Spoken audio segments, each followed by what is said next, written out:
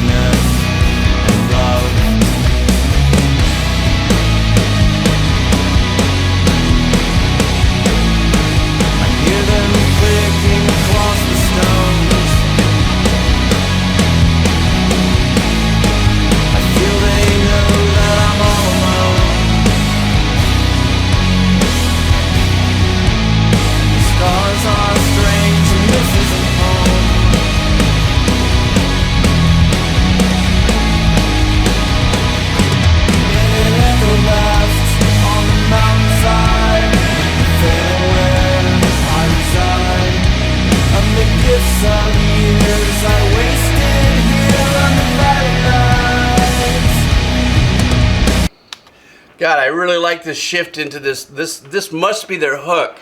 So and what I love, what I was just hearing, I was going to stop and I went, oh wow, that's really nice, and I got into it, and what got me into it was a really nice change up in the harmony, but change up in the harmony in that section that lifted it into kind of more of a glide. Now, what's really unique to me is what I had said at the very beginning, not knowing how, you know, bands might mosh some of these genres that they're listed in underneath, you know, whatever, you know, the Wikipedia or the abouts when you look up a band. But you know what I really love about this is that I'm thinking, okay, is there a shoegaze part of it? And at the very beginning, it came in like a really hard clip. So I'm sorry if this was the second part of a song or something, because, you know, on Spotify, if it's the title, but it's a continuation of another song, it'll clip like that at the front. So whatever that sound was that they used at the beginning that had a lot of ambience to it, and some of that added ambience, couldn't tell if it was with a reverb or something like that.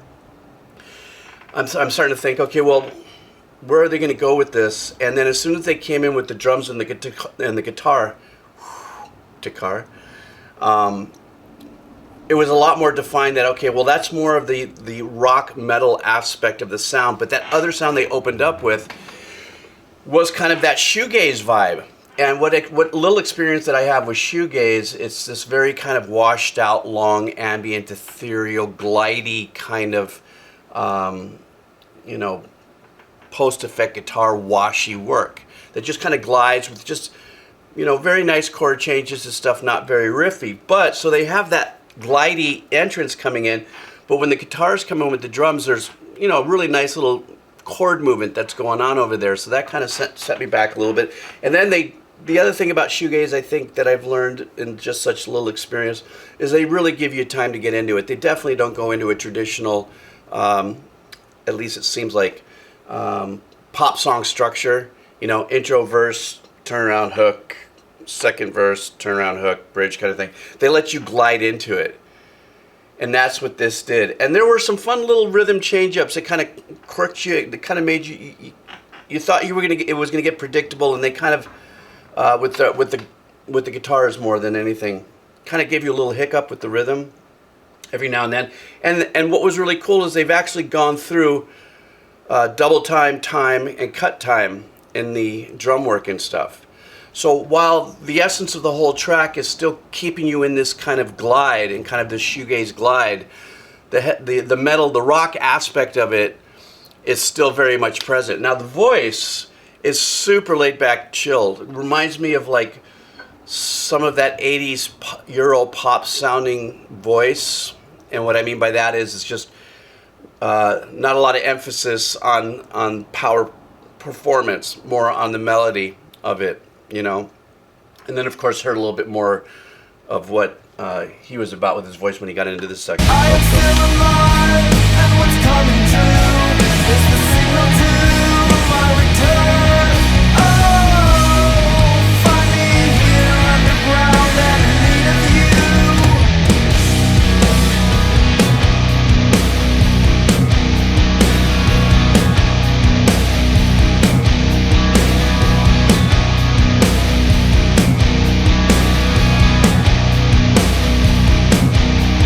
Falls as the dawn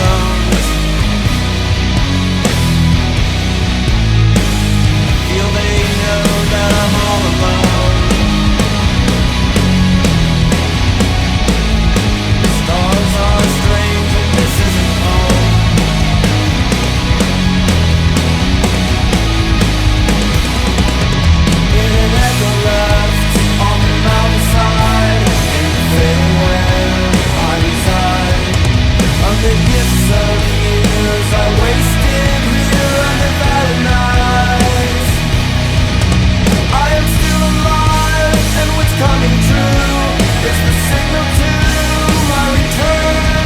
Oh, find me here underground and in need of you.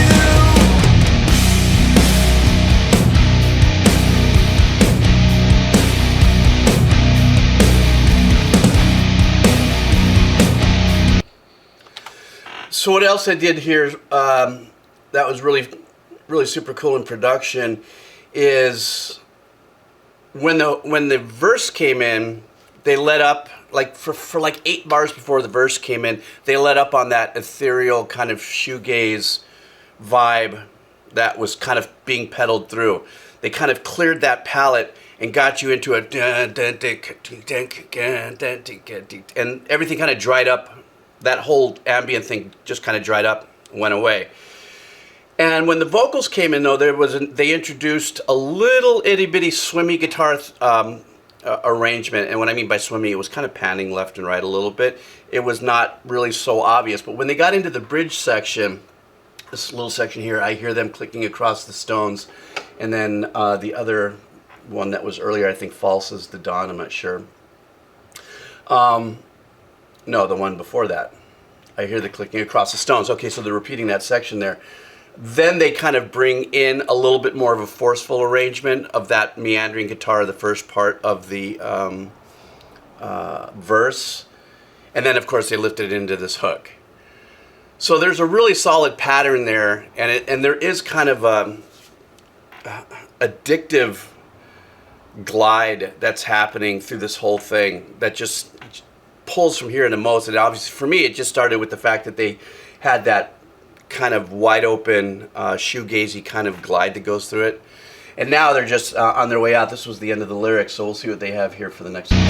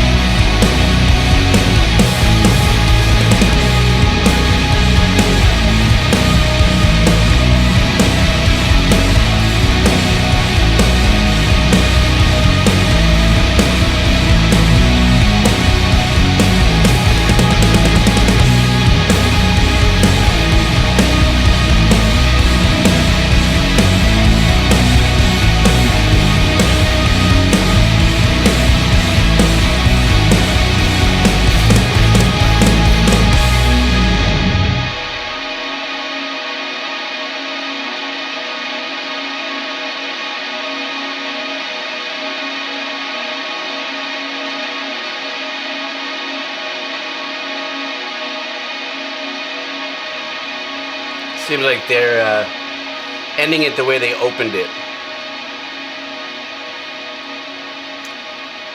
But what's really cool about this ending is, as you guys have heard me talk about this before, when musicians and bands or projects, tracks that end like this, they give you a little sneak peek sometimes into layers and everything. And in that case, for me, I'm almost sure that was some kind of drone pad that was created by the keyboardist or something. And a lot of times what happens is you have that pad sound that they create, and then they'll play the chord that they have, whatever it is that they're playing, and they put a really super long tail at the end of it where you can actually tell inside the program, go ahead and, even if I lift it, tail it off for like 12 seconds. Because if you notice, it didn't really have a sense of reverb to it. There's this very unique thing that happens with ambient and ethereal type pads, as it's called. Keyboard players, they'll use modules to build these things that can create that ethereal, ambient, universal, drifty sound without having to oversaturate it with reverb. And so there's unique ways to do that. But that tailing off right there, I can't imagine that it was the engineer doing a fade. It would be a lot easier to just tell the module, 12 seconds, you know, from its velocity point to fade out. And then just like I said, excuse me, literally this song is 6 minutes 45 seconds, and probably about three and a half minutes of it was the opening and the ending. So they really want to get you just completely wipe your mind of anything you may have heard before, or whatever your life situation was, or your essence was before you hear the track, and they gave you like a minute and a half to 2 minutes to settle into a groove or something before the vocals came in. And then the song really started doing what the song did, and then it gave at least another 2 minutes on the way out. You know, really giving you this really nice glide ride. You know, and you know, there's more about shoegaze that I want to learn. You know, so I'm kind of going to be diving through that, but I like that because right now I'm in a kind of an ambient, ethereal kind of kick. You know, so that kind of really related to me. All right, guys, listen. Thank you so much. Have a killer day today. You know where all the links are. Some of you may have seen that I've been doing some Twitch live streaming for my OST video channel, the World Music Reaction channel. I am eventually going to bring that into the fold here on the Decomposer Lounge, but I'm still working out things, and I'm still working on, you know, how to work with the community and all kinds of stuff, and even see if it's a place for me. You know, how much work does it take to do, and what's it all? You know, am I good? Is it good enough just having these channels, kind of a thing? So. But I do have that there if you want to check at least a couple of the videos that I've done already. I've done, I think, like 6 different video game OSTs already, you know, during these journeys. And I will admit it is a different process, obviously live, watch out what you say kind of stuff. So, all right, guys, listen, take care of yourself. Have a killer day. See ya.